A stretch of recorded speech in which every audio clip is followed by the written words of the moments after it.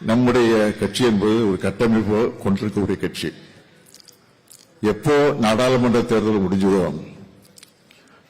நாடாளுமன்ற தேர்தல் முடிஞ்சதற்கு பிறகு நாம் நம்முடைய பணியை தொடங்கிட்டோம்.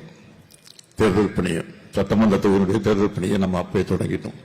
இவ்வளவு பணிகளையும் செஞ்சு ஏன் நாம் ஆட்சிக்கு வர முடியல?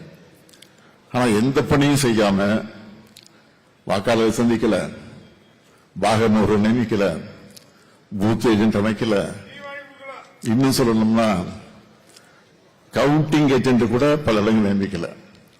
அப்படிப்பட்டவர்கள் இன்றைக்கு வெற்றி பெற்று ஆட்சிக்கு வந்திருக்கிறாங்க. அது தவறு இல்லை. ஆனா அது என்ன நடந்திருக்கு? Social media.